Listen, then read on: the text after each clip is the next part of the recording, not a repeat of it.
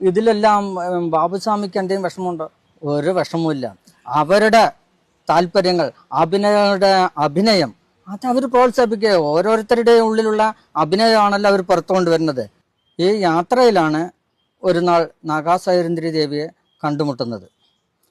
അങ്ങനെയാണ് ആ സൗഹൃദം, ഒരു ആത്മീയമായിട്ടുള്ള ആ ഉണർവുള്ള ദേവിയാണെന്ന് മനസ്സിലാക്കുകയും അതോട്ടാണ് അപ്പം മുതലാണ് അവരുമായിട്ടുള്ള ആ ബന്ധം ഉണ്ടായിരുന്നത്.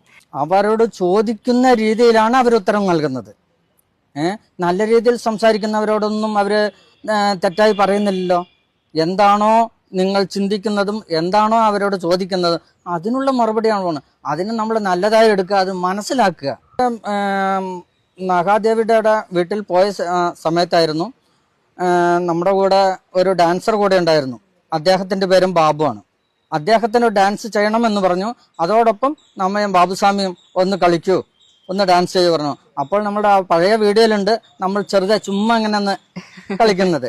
ലളിതമായ ജീവിതം നയിക്കുന്നു. വളരെ പാവപ്പെട്ട ഒരു സ്ത്രീയാണെന്നാണ് നമ്മൾക്ക് മനസ്സിലാക്കുന്നത്. ഇവരുടെ പേഴ്സണൽ ലൈഫിൽ അദ്ദേഹം ജോലി ചെയ്തിട്ടാണ് ജീവിക്കുന്നത്. മറ്റ് ആത്മീയപരമായിട്ടുള്ള കാര്യങ്ങളിലേക്ക് അത് ജോലിക്കപ്പുറമുള്ള സമയങ്ങളിലാണ് അദ്ദേഹം സമയം കണ്ടെത്താറുള്ളത്. അതുകൊണ്ട് ഇദ്ദേഹത്തെ കൊണ്ട് ദോഷമൊന്നുമില്ല. എങ്കിലും ആ ചെറുപ്പം മുതലുള്ള ആ ആധ്യാത്മിക ജീവിതം ഇപ്പോഴും കൈവിടാതെ അധ്വാനിച്ചുകൊണ്ട് തന്നെയാണ് ഈശ്വരീയമായിട്ടുള്ള കാര്യങ്ങൾ ചെയ്തുകൊണ്ടുവരുന്നത്. ആദ്യമെല്ലാം ബാബുസ്വാമിയെ എല്ലാവരും കല്ലെറിയുമായിരുന്നു. നല്ലൊരു പയ്യൻ, നല്ലൊരു ജോലിയുണ്ട്, എന്താ വേഷം കെട്ടി നടക്കുന്നത്, അങ്ങനെയൊക്കെ പറയുന്നു. പക്ഷെ നമ്മൾക്കിതിലൊന്നും പ്രശ്നമില്ല. പക്ഷെ അവരുടെ അറിവില്ലായ്മയാണ് അവരിങ്ങനെ പറയാൻ കാരണം.